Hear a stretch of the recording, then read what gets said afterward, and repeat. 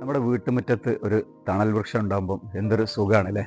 പ്രത്യേകിച്ച് നമ്മൾ ചൂടുള്ള കാലം, വേനൽക്കാലത്ത് അതേമാതിരി നല്ല വെയിലുണ്ടാകുമ്പോഴൊക്കെ മുറ്റത്ത് പടർന്ന് പന്തലിച്ച ഒരു മരത്തിൻ്റെ ഒരു തണലൊക്കെ കിട്ടുകയാണെങ്കിൽ എത്ര സുഖമായിരിക്കും. ഇതാ കണ്ടോളൂ, ഇതാണ് അത്തിമരം. ഇത് നമ്മുടെ വീട്ടുമുറ്റത്തുള്ള അത്തിമരമാണ്. ഒരുവിധം വീടുകളിലൊക്കെ ഉണ്ട്.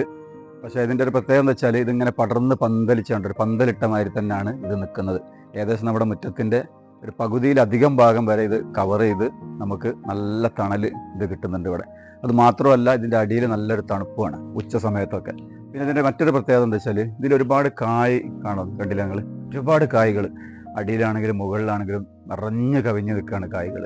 ഈ ഒരു കായിൻ്റെ പ്രത്യേകത എന്ന് വെച്ചാൽ ഇത് അത്തിപ്പഴം, നമുക്കറിയാം ഡ്രൈ ഫ്രൂട്ടായിട്ട് വരുന്നത്, പുറത്തുനിന്ന് വരുന്ന അത്തിപ്പഴം വളരെ കോസ്റ്റ്ലിയാണ്.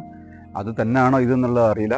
ചില ആളുകൾ പറയുന്നത് ഇത് പ്രോസസ്സിങ് കഴിഞ്ഞിട്ടാണ് ആ രീതിയിൽ എത്തുന്നു പറയുന്നുണ്ട്. പക്ഷേ എന്തായാലും ഇത് ഉപ്പേരി വെക്കാൻ ഫസ്റ്റാണെന്ന്